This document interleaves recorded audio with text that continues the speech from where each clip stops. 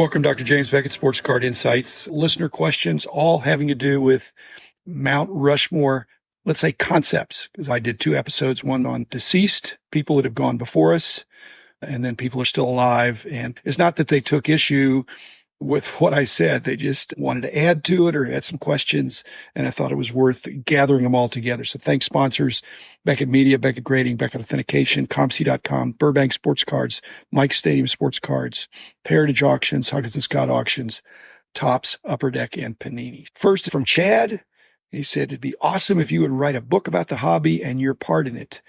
I have an audiobook going, Chad. It's called my podcast. So that's one of the motivations for doing this. I don't know that I'll ever gather it together and print it up, but it is available when something gets into the cyberspace. It's there forever. Could somebody ever pull it together and put it in chronological order? Maybe, but I hope you'll enjoy the podcast. And it's a living book.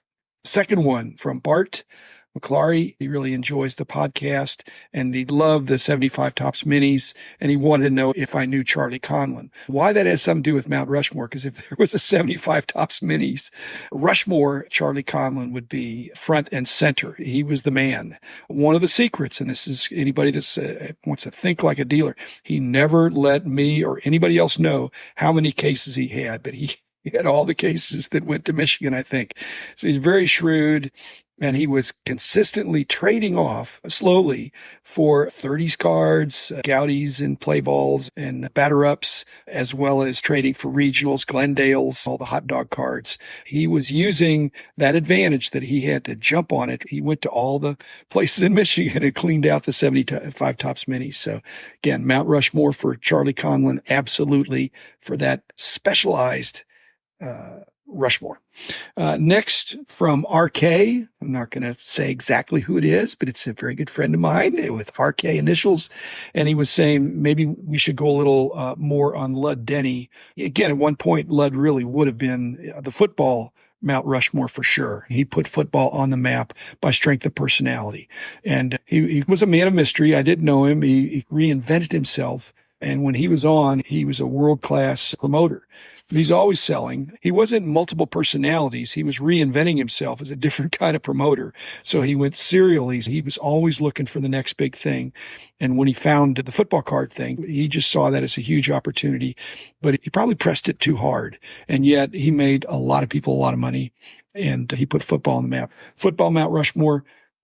Another one, I'm not going to say who said this, but this was that O.J. Simpson should be on the black hat Rushmore for falling from grace. Again, top of the heap, and then he crashed and burned, and he's deceased now. Complicated guy, fabulous runner. I went to the Rose Bowl where he was a man among boys. He just was faster, stronger, and bigger, and nobody could catch him. Another one that came up was Ed Broder. Ed was a great photographer and an early collector, one of the organizers of the very first sports card conventions, collectors get-togethers in Southern California back in 1969. So Ed was a true pioneer. He's passed away. His son Rob was more famous for doing what are called Broder sets, which were unlicensed, easily produced and reproduced simple cards of whatever the hot player was. They weren't serial numbered because he could print more anytime he needed to. So Broders became like Kleenex, that it represented any card that was. But Ed Broder, the man, was one of the pioneers of the industry, and he's passed away. In 1969, his contributions were invaluable. This is from All Time Sports Cards, said, what are my thoughts on Renata Galasso? She had such a big impact on the hobby from the mid-70s to the mid-80s. And he just thinks, what happened there? That she's a fascinating hobby figure to me. I actually have met Renata Galasso. I don't think she has been active. I maybe need to do a whole episode on this because it's a pretty complicated story, but she was not the person. She was the name of the business, and she was a real person. And my understanding was, and I met her, I had deals with her, because they set up at a show and she was not very knowledgeable. Her husband was the key guy, but the story was that he was banned from direct involvement in certain kinds of hobby activities. So she was front and center, and she was a nice person and all that, but again, not very knowledgeable. I bought a bunch of stuff for her. I paid her asking price. In fact, I bought so much, that's one of the few times I didn't go broke. I ran out of cash. And this was a show that had great stuff, and everything was priced. And I just said, I'll take all those at that price. And she said, fine. But I ran out of money. But Renata Galasso, they had publications, they had their own sets, but her husband was the key guy. And I don't know why it ended, but I had very positive interactions. And I knew her husband somewhat too, but again, they were right in the epicenter of the hobby. That's one reason they got all this stuff. They had kind of an in with Topps, which is hard to explain. Then John Keating submitted to Walter Diemer or Diemer. I'm not sure, but he's passed away 25 years ago. But he was one of the founders of Fleer and invented bubblegum. And I hear you. Even though I didn't chew, the gum was valuable to me as a trade item. So, John, I take your point. And early on, that seems like ancient history now. Some of the pioneers, if you had a Rushmore from 1950, but there's a recency bias for sure. This from Stooks. He said, what about George Johnson, the promoter of the Sun-Times show? Since that was so outstanding, it really led to Chicago being a great key city in the hobby and the most frequent home of the National. And a lot of that's based on George's Sun-Times shows where he really built it up. I used to go to Chicago before that, but he really pulled it together. Again, if there were regional Rushmores in Chicago, he certainly would be there. And there's really one major promoter in every city. It used to be that way. It probably still is. It's a winner take all. There's one promoter that has the big show in that city down here. It's Kyle Robertson, but Bob Schmier would be another one in Philadelphia that just by strength of personality and force of will and really the ambition and drive to build a world-class show. But George did that. So thank you, Stooks. Beansball Card Blog, my friend Ken, who sees half empty sometimes. He really didn't like, he said the slimy names in the episode. And there were a couple of people that have definitely gotten some slime on themselves, and perhaps it's self-inflicted, but I knew them before. And they weren't any worse than somebody else, but they got caught and they paid a price. I don't think people are all good or all bad, but the mentions that I made were from people that had significant positive contributions. I fully understand, Ken, that they are probably disqualified from being on any kind of a Mount Rushmore, but their positive contributions should not be ignored. But I take your point. From Frank Costello up in Michigan, he says, I want to nominate Kevin Savage to his Mount Rushmore. Been around a long time, liked, very active in the hobby, been a long-time leader in the National Sports Collectors Convention committee and board. And Kevin's a great guy. If there's a great guy, good guy, Rushmore, he's on it. I'm biased. I had dinner with him last week. I just think he's great. He's out of Toledo. One of the best things that I see from him, which is what you'd want for every dealer, is that he has lots of loyal customers. When he goes to National, he's already got people that are coming just to see him. And that's speak to his customer service and ability to serve people. So that's the recipe. He's a good friend. So I'd vote for him, Frank, but I just think it's going to be pretty crowded. Maybe we need to have a bunch of mini Rushmores, but Kevin's certainly worthy. Ray from Philly wrote in and said, what about Lionel Carter? He had a fabulous collection, not just in its breadth, but also in the condition. If there was a grading Mount Rushmore, Lionel Carter, he was quote unquote, the original condition freak when nobody else that I knew was to that. When he came around, dealers like me were saying, oh, here he comes. He's only going to be interested in the finest cards, but he made no bones about it. And he was consistent. As I said, he'd buy 3 new sets of the latest cards and he'd go slowly through the 3 sets and pick the best one of each card.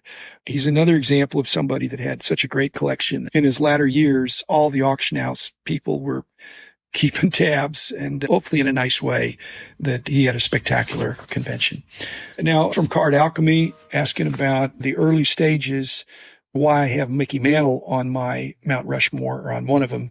It was what happened there and what do I attribute the extraordinary value to and what sparked it? I think it was 1979 or 80 at the old Philadelphia Willow Grove, Fort Washington show, whatever it was. These guys bought 3 of them at world record prices. And it just sent shivers through everybody and they thought they're crazy, but it garnered a lot of attention for the hobby and all that. And again, that was the run up. It was almost at exactly the same time that my annual price guides came out and the hobby was entering the big time. That kind of was the culmination of something I want to say that there was a superstar orientation that came in the 70s and it was epitomized by Mickey Mantle because Mantle had just retired. So in the early mid 70s when I was getting rolling and Two of the guys that were the big hitters at that time were Donnie Lepore and Herb Ross. That was L&R. Looking for that superstar, call L&R. They took an ad in SCD or something, and they were paying $2 for any Jackie Robinson card. Now, if you know that back in those days, Jackie Robinson only had cards from 49 to 56. Primarily Topps and Bowman, 49 Leaf, 49 56. So he was going to pay $2, but I didn't fall for that. I only sent him my 54, 55, and 56. And I may even had an extra 56 because 56 was my set. So I promptly got a check for $8 in the mail. They were prompt. They were pleased. I said, if you got any Hank Aaron's, I'm paying $2 for Hank Aaron's from the 50s. And I thought, well, let me see if I can spend this $8 so far. Many years later, I had a worse deal with L&R and a deal that probably made up for it. My true disclosures here. From Donnie, I bought 10,000 autographs, 10,000 personally autographed cards that were a mix of good players, bad players. Of course, now most of them have died. And I paid a dime a piece. He said, I'm going to raise some money. I got 10,000 autographs. I need $1,000. You're the first person I call because I know you're trying to get more autographs now. You're collecting sets autographed. This is a great start. I said, sure. So I took them and it was a fabulous deal. Okay, so I got to be friends with Herb and Donnie. And the next time I went into the New York show, I was living in Ohio. So this had to be 75 or 7, maybe 77. So it was before I was doing price guides. So I was doing deals with those guys. And Herb said, just why don't you stay at my house and I'll take you into the show. It was in the city and he lived just across the river.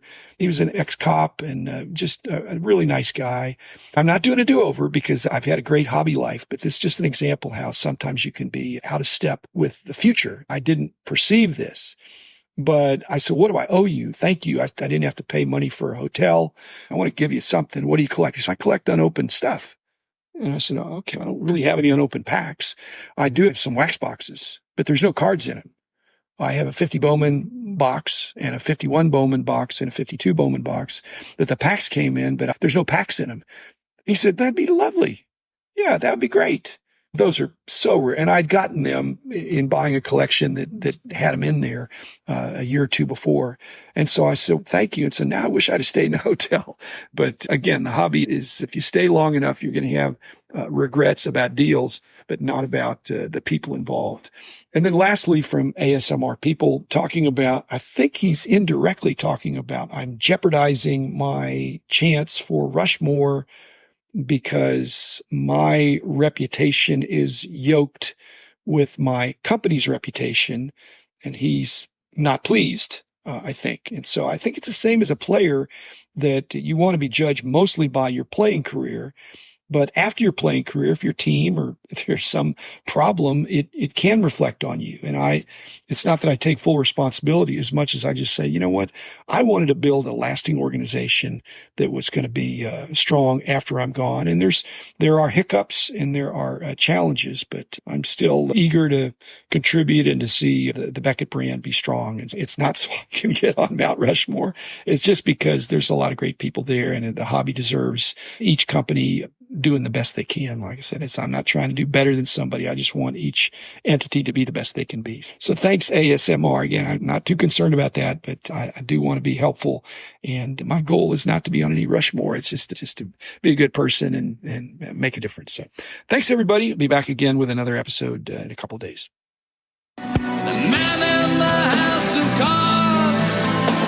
The man in the house of cards. The man in the house of cards is doing all right.